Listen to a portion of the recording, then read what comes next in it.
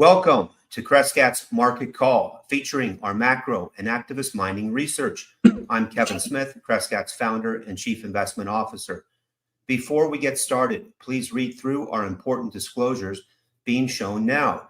These and additional disclosures regarding the risks involved in the type of investments we will be discussing, as well as the fund's performance, can be found on Crescat's YouTube channel or on our website using the QR codes on the slides. The type of investments discussed on these videos can carry significant risks, including risk of loss. The videos are intended to be general discussions of macro investment themes, the mining industry, and news with respect to the companies in our activist metals portfolio, and are not intended to be investment advice or an offer of investment advice or services. Crescat's managed funds only accept accredited investors, and the discussion in these videos has been prepared with that level of audience sophistication in mind. Any forward-looking statements may or may not come to fruition. If you enjoy our videos, please click on the like button and make sure you are subscribed to our YouTube channel to get notified of upcoming episodes. You can also follow Crescat Capital on X for ongoing macro research and important news updates on our activist metals positions. If you want to learn more about Crescat's investment strategies, we encourage you to reach out to our head of investor relations, Merrick Iwahashi. His contact information is on the screen now and can also be found on our website at crescat.net. All right, everybody. Thank you for joining us here for another bi-weekly Crescat live market call. We've got myself and Tavi, our macro strategist, here today, and Quentin is out in the field up in the Yukon visiting one of our new top secret potential investments. We'll see if it comes to fruition or not, but so he will be joining us in another 2 weeks. Meanwhile, let's get started. So I had a conversation with a Bloomberg reporter, and she quoted me for an article. She's a commodities reporter, and she was asking me about valuations and growth rates for mining stocks, and I said that valuations and growth rates for the large cap mining stocks are better than that on both counts than the AI stocks. And she's like, well, do you have any data to prove that? And well, here it is. Here's the data to prove that. And we're looking at the Mag 9 here. So the Mag 7 plus Oracle and Broadcom, which have kind of been anointed as some of those mega cap AI stocks. And look, if you look at the actual growth rate in the trailing 12 months, year over year, last quarter, last reporting period, and you look across all the Mag 9 stocks, the median growth rate is actually pretty good, 23.9%. Not bad. But the trailing 12-month PE ratio is 38.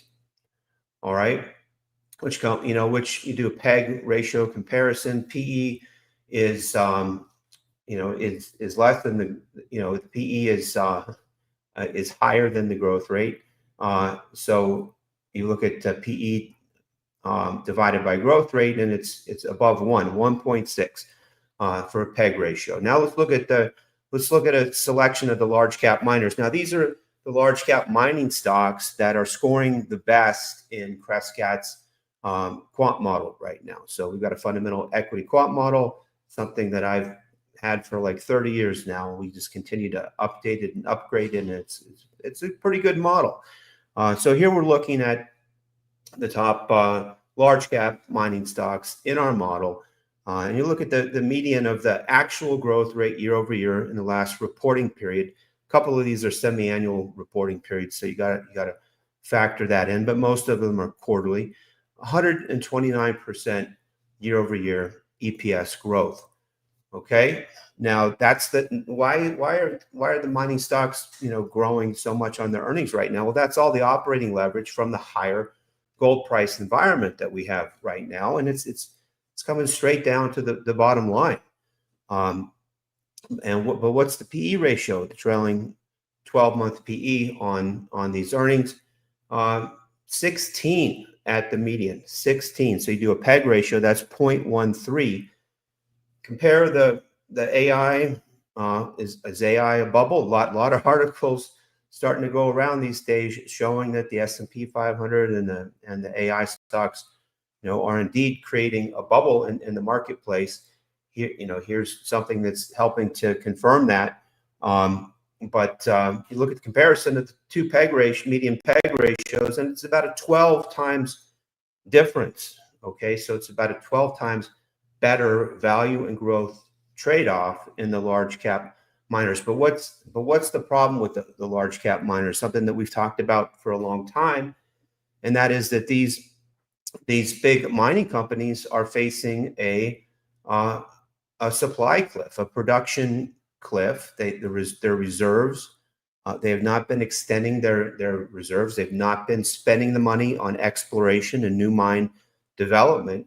That's why we're focused on the smaller cap explorers and at Crescat and the development stories predominantly in our portfolio, because these growth rates are going to be hard to sustain. I mean, sure, if the gold price and silver price keep going up, there's going to continue to be very strong EPS growth going forward, and there's still good year-over-year comparisons too on a quarterly basis. So the outlook for the large cap miners is still pretty good right now, and that's why they're scoring so well in our model. But if you want to look for what we believe is the true growth and value combination that really gets us excited, that's the exploration companies. And let's go on to the next slide. So our, you look at our portfolio, and we have about our activist metals portfolio, which is our largest theme across all of our funds at Crescat today, and we have an entire fund dedicated to that. That's our precious metals fund. It's also the institutional commodity fund, which is predominantly dedicated to that theme as well. But you look at the 78 total positions that we have, and look at across the top of the screen. We're looking at current spot gold prices, current silver prices, and it's still at 82-to-1 gold to silver ratio, which is historically high. It's a very bullish macro backdrop for silver, that along with gold. But we've got 78 total positions in our portfolio across predominantly exploration and development type stage companies, not the big producers like I was showing you. Now, why do we think the growth rates are higher here and the valuations even lower than those large cap miners? Well, it's in large part because of that production cliff, that supply cliff we talked about, where the actual growth at the top line in new resources and new reserves for those large cap miners is just not there. It's why we've had this thesis that these companies are going to need to come and start acquiring the premier exploration companies and development stories if they want to continue their growth. And that M&A cycle, it started to surface a little bit. You've seen some CEOs of the big mining companies who have been criticized, and maybe that's something behind why Mark Bristow, was abruptly retired. He really, along with many other large companies, have not been investing in exploration and have not been investing in acquiring new deposits, new companies with the new gold deposit. So you look at our portfolio. We've got 78 positions across the portfolio. Most of these small cap and some micro cap stocks, but with big target discoveries. We've got, among our portfolio, we got 42 companies that have already made bona fide discoveries. That's using Newmont's criteria of more than 3 100-gram meter drill intercepts on a gold equivalent basis. These are big tier one type targets that we're going after, the type of companies that the majors are going to want to acquire for their tier one discoveries. Most of the companies in our portfolio are private, but are public rather, but some of them are still private. We've got 19 private companies. We have several of them that we expect to be going public here over the next several months. At the median, we have activist positions across most of these companies. At the median, we own 9.9% of them on a partially diluted basis. That's including warrants, and we've got 116 drills operating right now across our companies. Our companies have 116 greenfield drills operating. That's more greenfield or new exploration drilling than all the major gold mining companies combined. And we have target 312 million gold equivalent ounces of new discoveries. These are based on our geologic estimates. Some of these companies have official resource already, but these are based on our own internal geologic estimates, courtesy of Quinton, based on the drilling progress to date. Our growth targets for these companies are even higher across the portfolio. So why is a portfolio like this more exciting than a large cap mining portfolio today, even with those high growth rates and low and reasonable PE multiples? Well, we think simply because those growth rates are not sustainable with those other companies unless those companies come into the market and start acquiring the companies that are in our portfolio. And relative to our reserve estimates at these companies, we think our portfolio is extraordinarily cheap, much cheaper than the large cap companies, and with higher appreciation potential. If you want to learn more about those numbers and why we feel so confident in them, we invite you to reach out to us for a one-on-one presentation, because it's not something we can go through in a public forum like this. But let's go on to the next. The top 10 stocks in our activist metals portfolio. I'll just go through these real quick. San Cristobal Mining. This one's actually a producing story, a development story, and a new discovery story, all in one. And I invite new prospective clients to inquire about it, because we actually while it's a private investment that's been put into a side pocket, we actually can make it potentially available to new clients as well. Goliath Resources up in British Columbia in the Golden Triangle. They are onto an incredible gold discovery. Sitka in the Yukon, another Snowline Lake gold discovery that is our number 3 position. Tectonic Metals in Alaska, another reduced intrusion gold system. They have a bona fide discovery hole in their arsenal with the drilling that they're doing this year, with assays to come for the next several weeks and months. We think that's a very exciting story to watch here. El Oro, big silver, zinc, lead discovery in Bolivia. Silver Bow Mining, this is a private company that has half of the Butte, Montana mining district for silver and copper. It is their ground, bona fide 43-101 compliant silver resource. This is one that we hope to be getting public here in the next few months. Alaska Silver up in Alaska, another silver, zinc, lead CRD discovery that just had its U.S. IPO debut. It's been a publicly listed stock in Canada. Cantor Fitzgerald just raised a big slug of money for them to have a great continued exploration season here for next year. Altamira, this one is in Brazil, and it's another big gold system that's like a reduced intrusive gold system, but it's different age rocks from those Tintina systems up in the Yukon and Alaska, but just as exciting. Quentin is really excited about the potential for Altamira. I'm sure he'll be talking about it on the next video. Rakla, another reduced intrusion target up in the Yukon gold system. This one has not put out their assays yet, but we hope they are. We're really looking forward to seeing those. And SK Mining, a gold and silver Discovery up in the golden triangle. That is our number 10. I could keep going. We got 77 stocks in the portfolio, but that's all I'm going to talk about for now on these. Let's go on to the next. So why, why is it? We talked about the comparison of valuations and growth rates between the AI Mag 7, Mag 9, what I call the bubble stocks out there, and the miners. And we showed some of those numbers that are irrefutable in terms of growth rates and PE multiples. But why is it a potential bubble right now out there that is poised to burst? Why is this big CapEx boom on the AI front, potentially going to be another one of these cycles like in the year 2000, the Y2K bubble?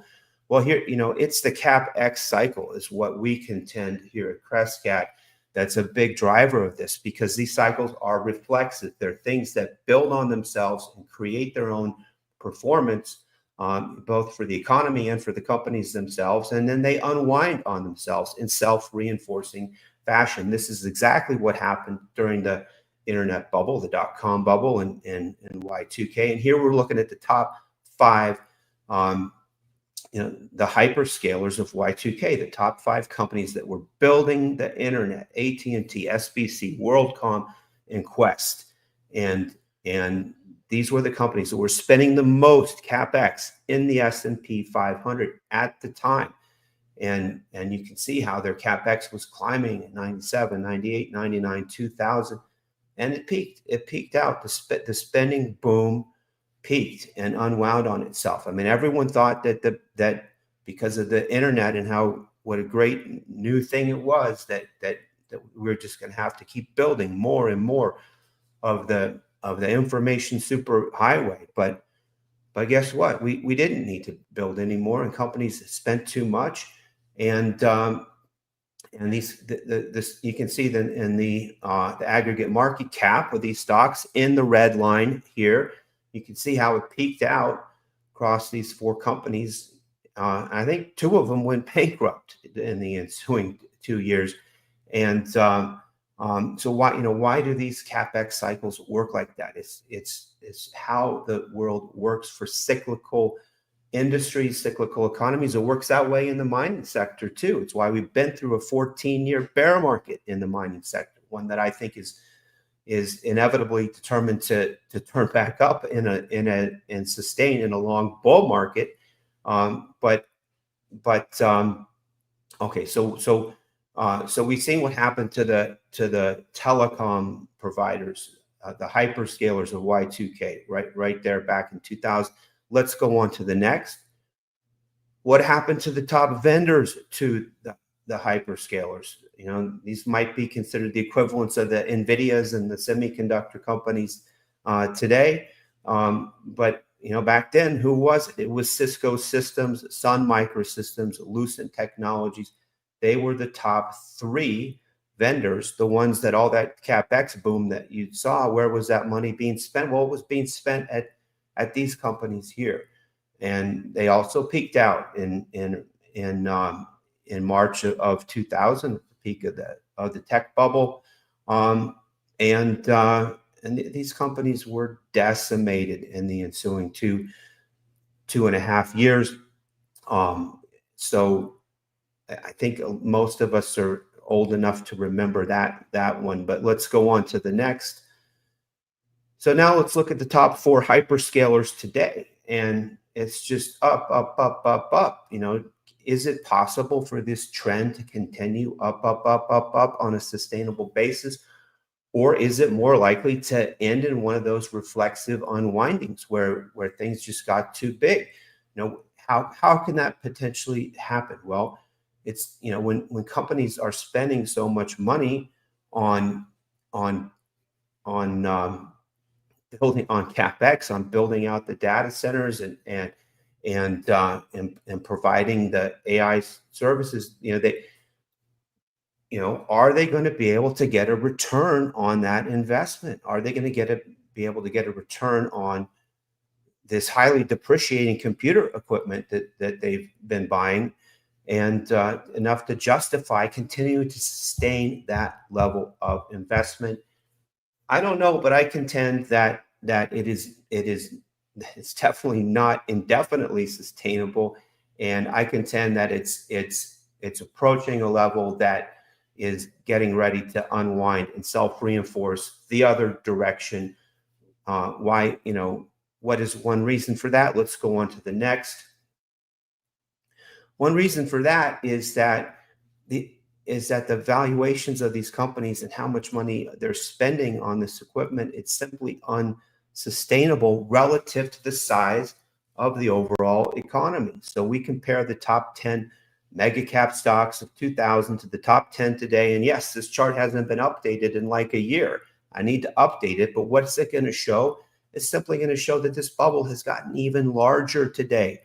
Okay, so the top 10 enterprise value stocks at the peak of the tech bubble, we only reached 28.4. It was 28.4% of GDP before that self-reinforcing cycle started unwinding the other way. Well, a year ago we gone up to 64% EV to GDP, more than twice as big as that internet bubble in 2000, and here we are today, even higher than this level. So what's the catalyst for it to begin to unwind? I don't know exactly, and I don't care. I know that we have record valuations, and I know that we have an abundance of catalysts that could potentially, be the trigger here. I'm not even going to get into those. I'm sure Tavi will get into a bunch of them. But or it could be some kind of a black swan altogether. An unknown, trigger. And I don't care what it is, but it's something that I want to be positioned for the unwinding of this, and I want to do it in a Nassim Taleb kind of a black swan strategy way. Not just by finding alternative longs to be in, like the mining stocks, but in our global macro and our long short funds. I want to find a way to participate in the inevitable bursting of what I believe is the bubble. Let's go on to the next. So here, we finished another really good month at Crescat in September. So we're showing the performance of all the funds, and we just finished the month, and so I wanted to show our estimated numbers for September. And our global macro fund, excluding the side pocket, up 122% year to date. Our institutional macro fund up 109% year to date. Long short up 121%. The precious metals fund up 120%, and the institutional commodity fund up 110%. Our large cap SMA is up 67%. Our precious metals SMA up 85%.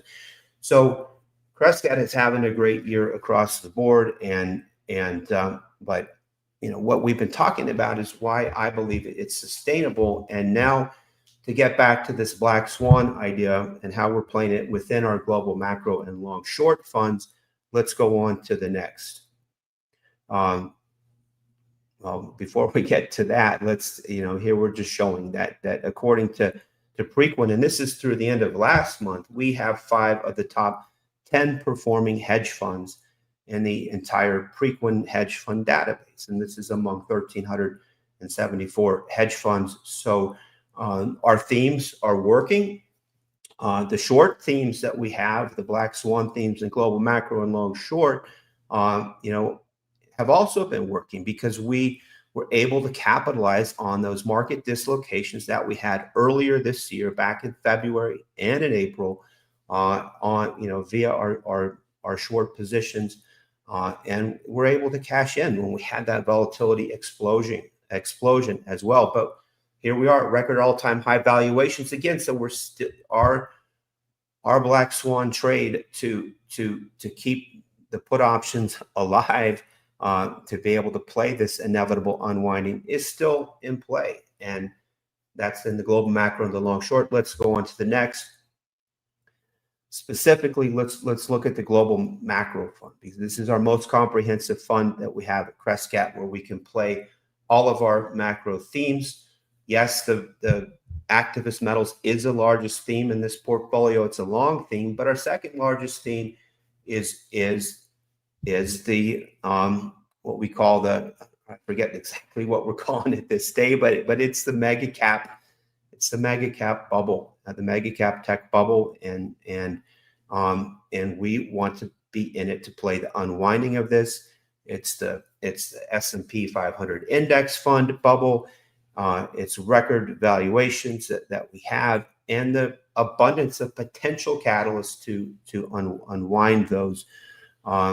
Predominantly through the rising inflation trends that we have, given the unsustainable debt and deficits. But so what is this? What's a negative downside capture ratio? What it shows is that in the almost 20 years of history of our global macro fund, that we have a negative, that in down markets, if you look at all the down months that we've had over that time frame, and this fund was launched before the global financial crisis in 2008, it shows that on average we have gone up in down markets, whether the global hedge fund index has gone down or whether the S&P 500 index has gone down. We're looking at both. On average, we have gone up when those things have gone down. Why? It's because we're not afraid to short in this fund. We're not afraid to play the macroeconomic cycle. We're not afraid to increase our exposures on the short side when we think the market is most at risk of a potential downturn, like we believe today. So let's go on to the next. So this is looking at the global macro fund again, and now we're looking at all hedge funds in that call themselves discretionary global macro in the Preqin database that were around since before the global financial crisis, and this so it includes funds like Bridgewater. Now keep in mind that there were a number of macro funds that simply folded shop and went out of business in that 2008 crisis. More hedge funds went under in that period probably than any other time period in the history of hedge funds. But our fund did not. In fact, we did really well with our housing bubble theme. When we were short Lehman Brothers and Bear Stearns, we did have one of our biggest drawdowns in late 2008, but we came back strong and were one of the top performing funds in that 5-year period since our launch in January of 2006 that encompassed the global financial crisis. So here we're looking at a plot of absolute return. So our average net annualized return since inception of this fund on one axis, on the X axis, or on the Y axis, and on the X axis, we got our downside capture ratio. So we want to be in that northwest quadrant, which shows that, on average, when we have a down market, we can go up. And you look at other funds that also have a favorable downside capture ratio. It's Bridgewater, Pure Alpha 2 and Pure Alpha Fund. They're right there up at the top of this table and in the scatter plot. But the S&P 500, we've been through one of the biggest bull markets, and we're at the highest record valuations I think that we've ever had in the stock market, and so the S&P 500 is looking really good right now. It's got, since inception of our fund, it's got 11% net annualized returns. Okay, it's right up there in the high 10s, almost 11%, just like our fund. But what happens when the market goes down? When the market goes down, the market goes down. So the S&P 500 goes down when the market goes down. On average, and past performance is not a guarantee of future returns, but on average, our global macro fund has gone up when the market has gone down. And I will tell you that we have a robust put option portfolio right now in our global macro fund to play this inevitable downturn. I think more than ever now is the time for a Nassim Taleb style strategy. Now, in his Black Swan book, he would say, well, you got to always have protection for the Black Swan, and there you got to prepare to lose until you have the big dislocation, and then you win on rolling your puts. But I would argue that there's times when you want to dial it up versus dial it down.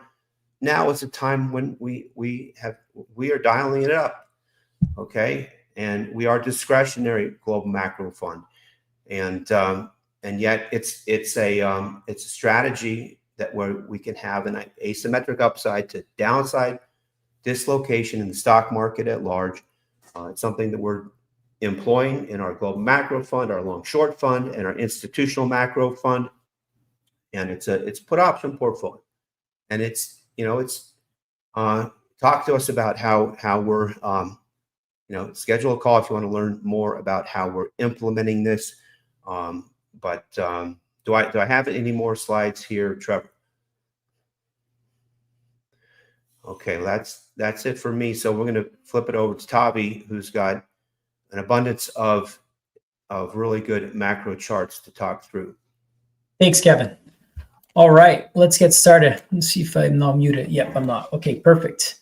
All right, everyone. I think there's a lot to talk about. I'm going to get, as Quentin likes to say, my skates on.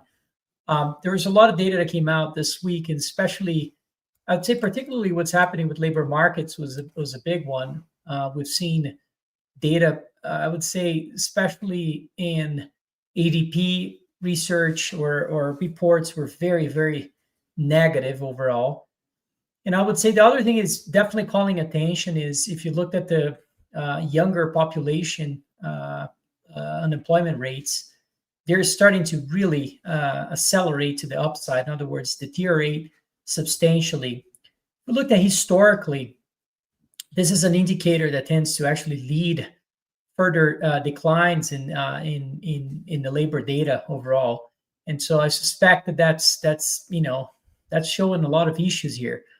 The ISM services that came out today was also very telling. Now I joke here because that's how Jay Powell once said maybe a year ago that he doesn't see the staggered deflation, and so since then I've been obviously paying attention to things that present or show something different, and certainly that's the case with the ISM services. I mean, you can see that the prices paid is about to make a 70 handle, and this is pretty significant. And back in 2021 or so, when we saw something close to this, I mean, we were on our way to a major increase in inflation. So this is not something to be to be fading. I mean, this is a data that you want to be paying attention to. On top of it, if you look at this stuff, there's plenty of other segments of the ISM services that you should be paying attention to. But in this case, given the fact that the Fed has such a strong focus on inflation and labor markets, you can see here that ISM employment is also below 50, of which tends to be recessionary as well. So people are not. It's another report that is separate from the BLS and other things that is also pointing to the direction where there has been some significant weakening in the labor markets, and so something to definitely be paying attention to because that's going to be driving monetary policy. Another thing on the ISM services that I should point out is the next chart, of which it shows business activity and at a 5-year low.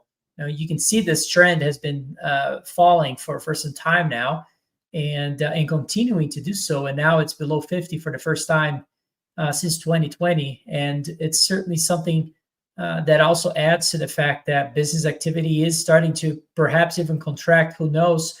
There's different metrics you can use for this, but nonetheless, this is an important aspect here. Let's go to the next chart. On the inflation front, this is one of the most important and fascinating macro charts in my view. And the reason why this yellow line doesn't go back further is because the index itself has a history that goes back only to the mid 2000s, as you can see in this chart. And basically, the yellow line is a index that is calculating the equal weighted prices of commodities, and so it includes everything: metals and agricultural commodities and energy and so forth. And you can see that this continues to, just like the ISM prices paid, of which was not quite at the highest level in 2021, but it's been moving higher. It's doing exactly the same thing, right? It's accelerating to the upside. And then you have another metric, which is inflation expectations by the market, which is really investors trying to figure out where CPI or consumer price index would be 10 years from now. And you can see here in this green line that it's been certainly diverging in a way relative to the yellow line. I suspect if you put a gun to my head and say, well, which one should you really trust here? I think that the real world inflation metric is, of course, there's services. There's always going to be a smart butt that will make a comment and say, well, what about services, Todd? Well, I can even argue that goods inflation can have a major impact on services as well. All these things are linked. You start thinking about companies that increase prices of their goods, it starts feeding into, the process of making those goods, and eventually it feeds into services. And so don't be naive by just saying that there's a major separation between those two. This is real world inflation. This is, how everything is built is basically using some sort of commodity. And so, yeah, you can pick one or two and say, well, this commodity is not rising, therefore we're not seeing inflation. Sure. There's definitely, eggs, for instance, egg prices have collapsed recently. And you can make that case and say that that's the one thing that you don't want to be focused on, or oil, of which I think it's an opportunity, but factually oil has been down. And so, you may say that because of that, inflation is lower. But look at every single metal in the planet today and where it's trading. Look at agricultural commodities. There's a lot of agricultural commodities actually doing very well. So all these things should be feeding into inflation in a certain way. And I do think the green line is lagging substantially what it could happen here with a reacceleration of inflation, especially when you have a government and a Federal Reserve that is being forced into, we used to call this financial suppression, but it really is financial repression. And so we might graduate to what it's supposed to be here. So anyways, let's go to the next chart. Another thing that is very,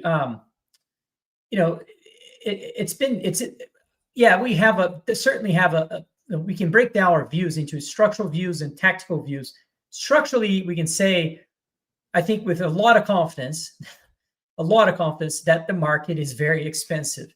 Now, you can use all sorts of metrics to claim or to say that that's been the case. And I have one that is, to me, the most important one of all.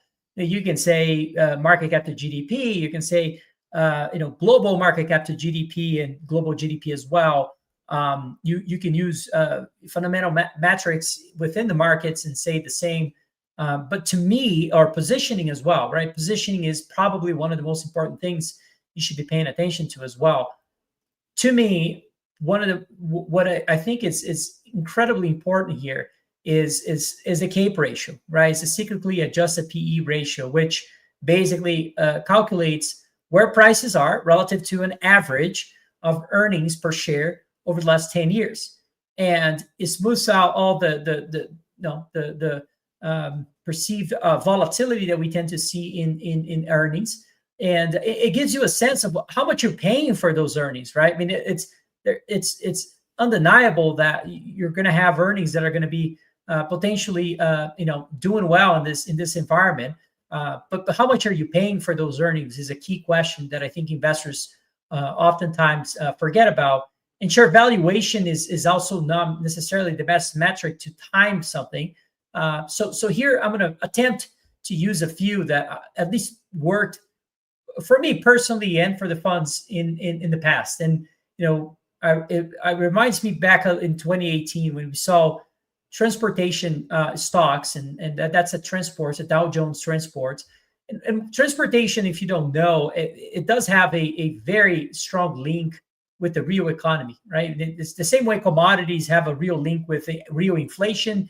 I would say transports is a outstanding way to sort of gauge how is economic activity, shaping up. And it's been very, I would say, certainly not confirming this strength that we're seeing in the white line. So you're looking at a chart where the red line is transports and stocks, and the white line is S&P 500, which has been making new highs, and a clear divergence between the two. The last time we saw this was before a correction in the market. If you ask me, I think we're getting ready for another one here, given the positioning that we are and the breadth that has been weakening as well. I'll show you the next chart. In the next chart, you can see here that the S&P 500 versus its own percentage of stocks above 50-day moving average. And you can see that we've been trending lower on that metric as well. In other words, the breadth of the market is weakening. And there's, I didn't use these charts here for everyone, but I will point out, if you do exactly the same calculation using consumer discretionary, which is, as most of you should know, consumption is the most, is what drives the U.S. economy in a large way. So you want to be paying attention to that cyclicality of consumer discretionary as a sector of the S&P. If you look at that versus its own, 50-day moving average, a number of companies that are actually making, above those moving average targets, you can see that actually that one is also diverging substantially. So less and less stocks are the ones really propping up the equity markets in a large way. It's kind of similar to that Mag 7 situation that we saw in the past. And ultimately, what you tend to see is that alligator mouth tend to shut. And so I suspect that the way this is going to shut or close is going to be with the white line having to, go back to reality in a certain way. And so I'm very concerned in the near term. So not structurally. I've just already made the point structurally, but tactically, I think we're gearing up potentially for a correction. That's my view here. That is gaining high conviction actually in markets right now. You can also look at tight spreads. I mean, if you dynamically would, if I had a gun in my head and say, all right, Tav, you have to dynamically hedge a portfolio, right? Like you just forget about your views and just use a few data points to tell you when to hedge. I think I would say that it's credit spreads. When credit spreads go below 3, you should be hedging your portfolio. That's my opinion. And the second way would be VIX. If VIX goes below 15 or so, your premium, or I should say, the risk in the markets is completely priced out, in my view. And so that's when you tend to see those volatility events. Volatility events don't happen when VIX is too high. Volatility events never happen when credit spreads are very high as well. And that's because most of that volatility is already priced in those assets. And so the risk itself is already reflected in the price. In this case, I think it's quite the opposite. So you want to be paying attention to this. Let's go to the next chart. Next chart to me is it's a global phenomenon happening of where you're seeing all sorts of central banks cutting interest rates. In the last 12 months, you saw 168 cuts. And that is, the last time we saw this was June 2020, after the COVID recession. A bunch of central banks decided to also cut interest rates. After the global financial crisis, you saw the same 249 cuts by October 2009. Okay, that was the high level after the global financial crisis. This time around, we haven't even seen anything, right? I mean, the market is actually making new highs and we're seeing cuts. So what's going on? Well, it's called debt. Most of these countries cannot afford having interest rates at these levels.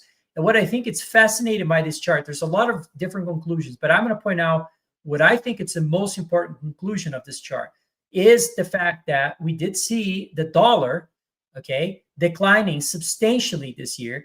One of the worst performances of the US dollar since the 1973, I believe. And if you think about it, that's on the back of a lot of easing happening across the globe, not in the U.S. The U.S. actually has been the one that has been more stubborn relative to those other economies when it comes to easing monetary conditions, given the level of leverage that is present in the system. And you can measure that leverage by many different ways. You can look at debt to GDP, which is the most normal way to look at. But to me, going back to empires and prior, in history overall, what you find is that the biggest reason that causes a central bank or a government to really be worried about their debt, it's not the actual level of debt relative to GDP so much, but actually when you have a high level of debt to GDP, accompanied by the fact that you also paying a very large amount of interest payments relative to your economy. And so what happens is you're basically having to grow your economy every year just to pay down your debt. And that's basically what the US is about 5% of their GDP is just to pay down debt. And so that is unsustainable. That's when you're really, basically exponentially growing your, if only on the interest payment alone, you're actually driving your debt to grow at a 5% rate. And then on top of it, you're also throwing in another massive fiscal agenda.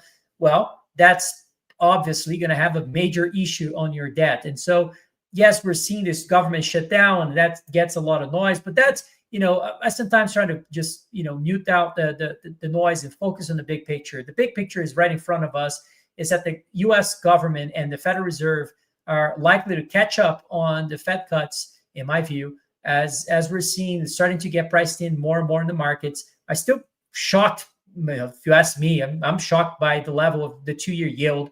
I still think the 2-year yield has a lot to fall, just given the fact that how much we have of an affordability issue of the government debt to GDP today. And as we see that being reflected in the credit markets, I think that the Fed is going to be forced into a fiscal dominance position to reduce the interest payment to GDP. And so, what would that do to the next chart then, of which, if you think about it, to me, that's what it looks like, the support that you're seeing in the next slide. And this is, obviously just a joke. But if you go to the next slide, sorry, if you go to the next slide, that's it. That's basically the support that you're seeing. It's a long line that goes all the way back to 2010, 2011. And it's basically a line in the sand, in my view, of which, yes, we're seeing some, digestion after hitting that support, which is, it should be normal. In a normal world, you should see some level of digestion, of which makes a lot of people draw an arrow and say that, oh my goodness, we're now going to see a major support and the dollar is going to enter a midterm or a medium-term cycle, and we're going to go a lot higher.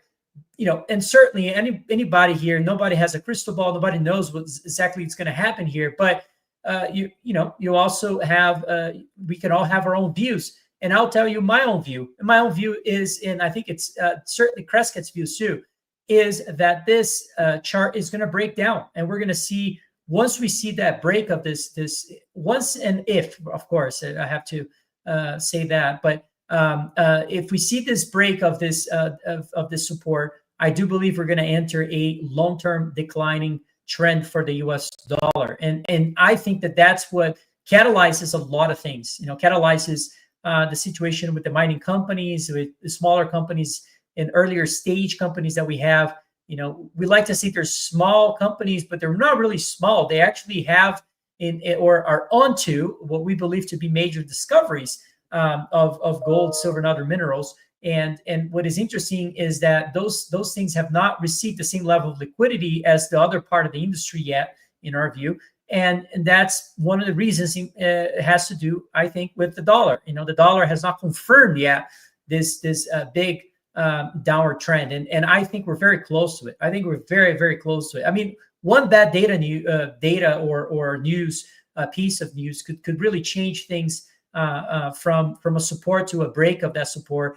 And then things would be, we would be in a very different world, in my opinion. So, when you start seeing people really positioning themselves the other way and taking long duration bets of a lower dollar is what is key. Anyways, let's go to the next chart real quick.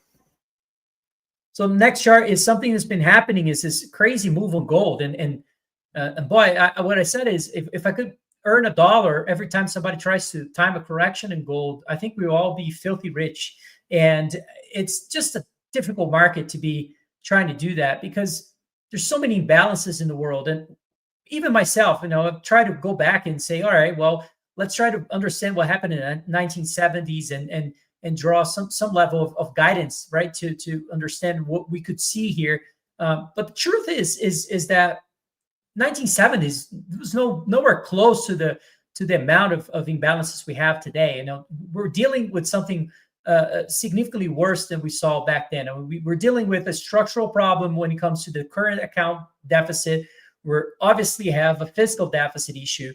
We have a debt problem that we didn't have in the 1970s. And we do have the same issue of an inflationary era, in my view, that we saw back in the 1970s. You can say that they're behaving differently and be so critical about it. That's fine. But inflation is inflation. It's affecting consumers in all sorts of ways. And commodities are starting to move. And you're seeing different commodities at different times performing well. The dynamic that we tend to see in terms of commodities rotating, it's certainly happening. Right now we're seeing metals actually do very well. Not too long ago was oil, and so these things are changing quickly, and I don't think it's the end of it. I think it's actually the beginning. And I would say that if central banks are really serious about accumulating gold, of which I think they are, you have to think about that those institutions are not really considering overbought indicators. I mean, that's way too simple to analyze this market. I mean, that's just not the way a central bank, makes decisions. And if you're trying to understand a gold market, you better understand the large capital allocators driving the price here. And if their own way of measuring risk and making decisions has something to do with technical analysis, and I know I'm doing technical analysis as I talk bad about it, because the chart on the screen does have a big line in a breakout, but all I'm saying is it's a very difficult game to be trying to time the market in that sense, in my opinion. So I'll be careful with that. Let's go to the next chart. The next chart is a chart that I've used before, and I like to say that this is a defining question for the U.S. It's a defining question because if you look at what's going on, there's so much to unpack in this chart. You look at the end of the gold standard and how the blue line more recently, since the global financial crisis, has started to go higher. That's your international central banks buying gold, and they're reporting. This is reported numbers. We don't know what's happening unofficially at the highest level in 49 years, basically 50 years. Okay. The yellow line, on the other hand, is at its lowest level in 90 years. And so, the U.S. still has a lot of gold. I think everybody knows that. We have a lot of gold. We don't know how much China has. But what is important is that back in what is this, 1957? That's a long time ago. You can see here that we used to have actually 53% of the world's global reserves would come from the U.S. And now it's only 20%.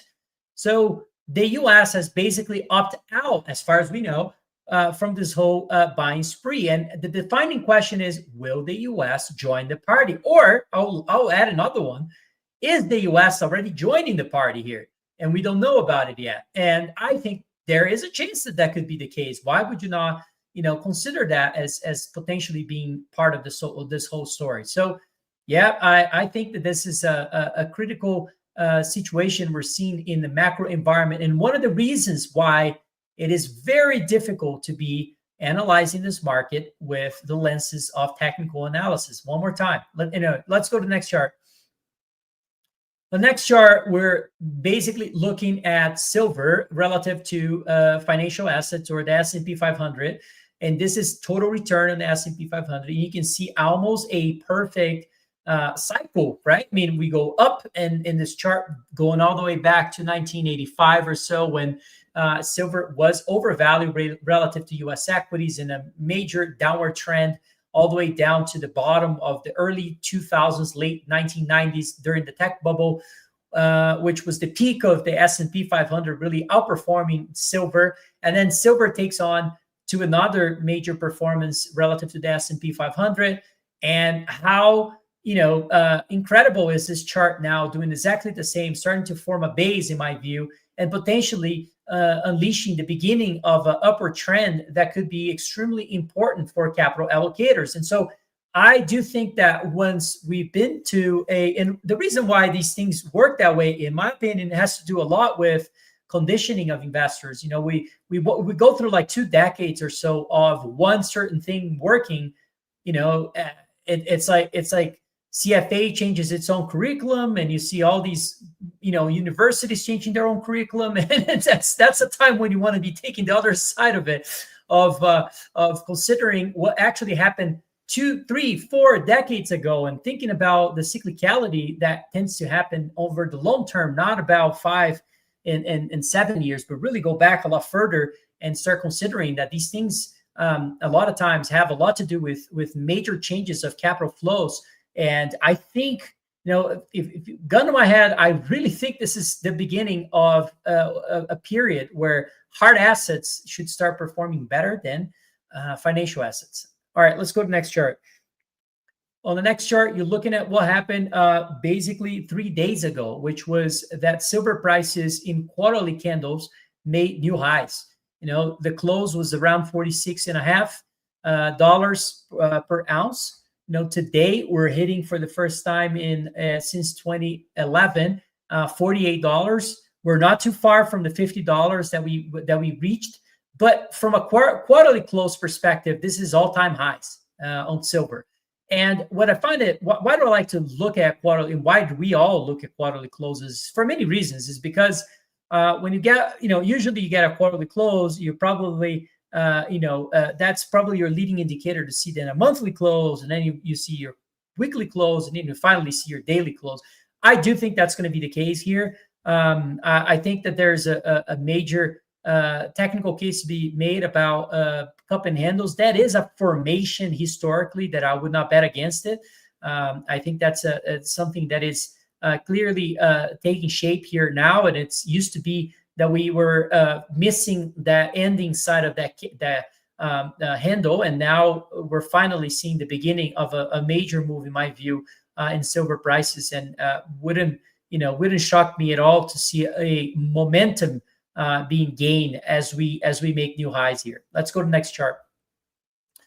Next chart is that whole thesis about, we're going to go over a few charts that really show a little bit about the acceptance of risk idea. What we're seeing in terms of investors beginning to feel comfortable taking a long play on things like junior miners. And you're seeing here silver junior miners actually starting to outperform silver itself.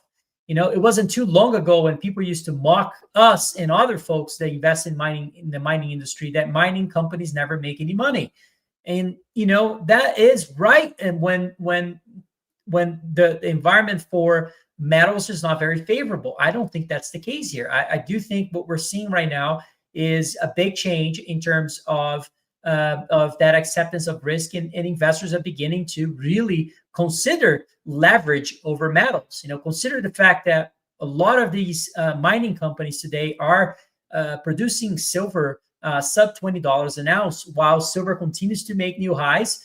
And every dollar it goes up, you have to consider the fact that you're probably seeing big leverage on the free cash flow front of most of these companies. So it's something to be very much aware of. And I know junior miners, not all of them are in production. Some of them are early in producing stories, but a lot of them are actually just holding big chunk of metal in the ground, and nothing wrong with that. That's another long duration play on the metal as well, that tends to have leverage over silver prices over the long term. Anyways, let's go to the next chart. So the next chart, now you're looking at gold miners relative to gold. It's another form of seeing, and helping us to really gauge, are we at the end of this? Are we at the beginning of this? And I think the chart is self-explanatory on that front, but we're still 60, depending on how you look at ratios, you're probably close to 60, 70% lower than what we saw back in 2011.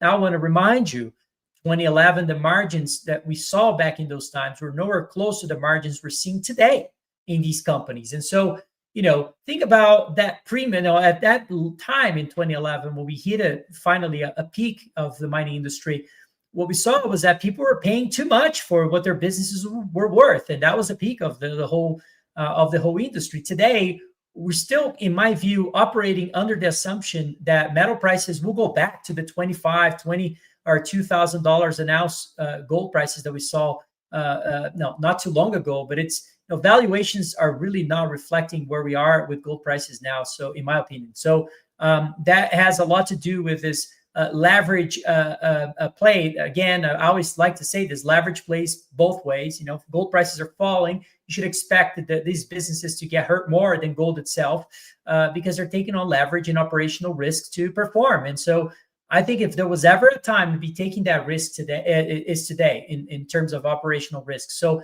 I personally, and I think, of course, why we have a portfolio of companies here is because we also feel very compelled that given this long-term, favorable environment for gold, silver, and other metals, gives us more conviction and to stand along with these positions in this whole industry. Let's go to the next chart. Next chart is also showing something similar, just looking at the juniors versus the seniors. So you saw the run up of the seniors. That's where the institutions, the folks that don't really, have the time or the complexity of this industry when it comes to the earlier stage parts of it, which requires so much geology understanding and the technical understanding to discern what is a good and a bad investment in this industry. And then you get into the seniors, where the seniors have consistent free cash flow. You can much easier understand and discount their valuations and so forth. And if you look at this, we're starting to see potentially the beginning of a trend where the juniors are starting to outperform the seniors. I always like to say this: there's no such thing as a bull market, and then a bull market in a junior space of the smaller names, the smaller companies in the gold space. It's people like to say that the original meme coin used to be silver and so forth. And those, because it is true. It's the speculation that tends to occur when silver prices, gold prices really take on a long-term trend, and people start to really go crazy in trying to value small companies and the opportunity they could have at prices staying this high for the long haul. Well, you start getting to some absurd types of ways to value businesses, and so it's usual, and that's why you see those speculative manias. It happened in the 90s with technology companies. It's happening today with AI. Where people start. I joke about this, but it's true. Like if you looked at a mining company now and you see, all right, well, how do you value a mining company? Well, you look at a producing asset. You have the production profile. You know what that mine is going to be. They have this many ounces. Then you divide that by how many years of production. So you have all the years of production. And how do you calculate the free cash flow? Well, you got to have a view about where gold prices are going to be, or silver, or any metal. And what's funny about this is that majority of these projects are still using a backwardation calculation, right, for most of these models. And so you looked at most of these companies, any company really, Newmont, Barrick, they are all, the analysts that are valuing these companies and saying, well, this is the price target for this business. They're all using a backwardation model. And no, I don't believe that we should be using a backwardated projection for gold prices. And it all comes down to projections, right? I mean, you got to project something and what you believe gold prices will be. Let's just assume that gold prices would be at these levels for 10 years. What would be the valuation of these things? And to me, that's a much more still conservative, in my opinion, but much more, I guess, plausible way of calculating what a business is worth in this whole industry. So, anyways, in some of these cases that we looked at, some of these models have like 30% embedded decline in the gold price, which is crazy. I can't believe that that's the case. But anyways, that's just my opinion. So, do your own work. Let's go to the next chart. Next chart is showing something similar to what Kevin was saying in his side of the presentation, which, despite this big increase in share prices of most of the mining companies, some of them have doubled, tripled recently, but they're coming off very low levels, historically. I just showed you a chart of mining stocks relative to gold and so forth. And so they're coming off very low levels. But what's more important is, despite this appreciation in share prices, PE ratios of most of the gold companies actually have contracted because the earnings per share of these companies have actually outpaced the share price increase. So, that's really, really interesting. This is usually what you have in an environment where gold to oil ratio and silver to oil ratio are the levels that we are seeing now. I mean, it's such an absurd, where metal prices are relative to the cost of most of these miners have. The cost structure to produce these metals is substantially lower in most cases relative to where prices are now. So, these companies are seeing pretty large increases in terms of their fundamentals.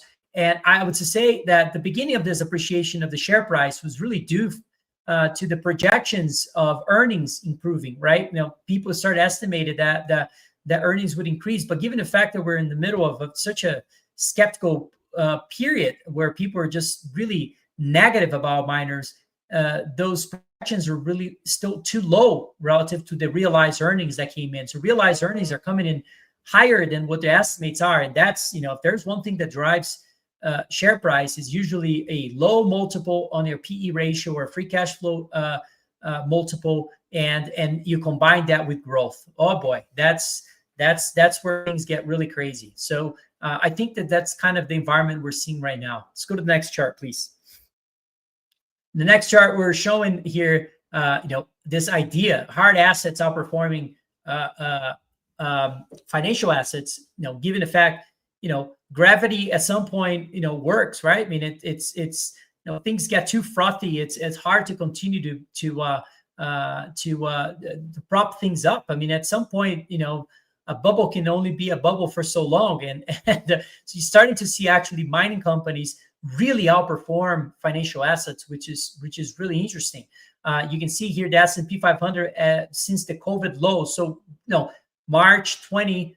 If anybody here was during that time, I was there. Kevin was there. Oh boy, man, the mining companies. It looked like I got to watch out my words here, but man, that was a brutal time. And we saw mining companies go down 40, 50, 60%, sometimes in a day. It was crazy.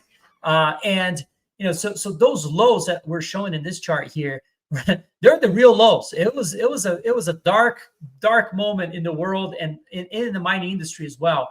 So the fact that we're actually outperforming the S&P 500 now is really interesting. It's interesting because I think it's the beginning of it. A lot of people are seeing this as the end of it. I firmly disagree with that, because I believe that hard assets are just starting to outperform financial assets, and most of these businesses taking operational risk to actually generate those types of hard assets are just starting to perform really well in my view. So it's a very exciting time for those that have been in the industry for some time and are comfortable navigating the space here. So anyways, let's go next chart.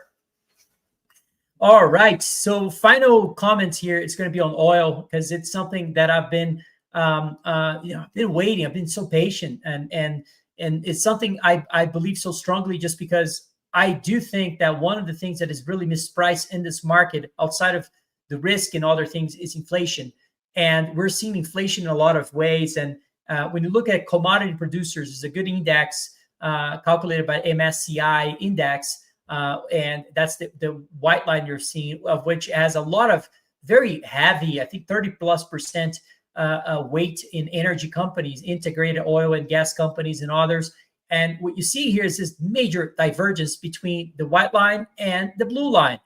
And begs the question, I mean, these things usually tend to follow each other very closely. I really think, 12, 24 months from now, we're going to look back and say, wow, oil was really cheap. It's crazy. And that's my view. I think it's fundamentally cheap for many reasons. I think the world is having a lot of problems in terms of geopolitical risks and so forth, and that's not priced in the blue line at all, in my opinion. I also think that the positioning factually is one of the worst positionings. People are so bearish on oil. I recall when oil was at $130, $110 a barrel, everyone was talking about it. Now that it's at 60, no one wants to talk about it. It's fascinating. And so, and now everyone wants to talk about gold. That doesn't mean I'm not bullish gold or anything like that. I love gold, and I think this is really the beginning of a much bigger move.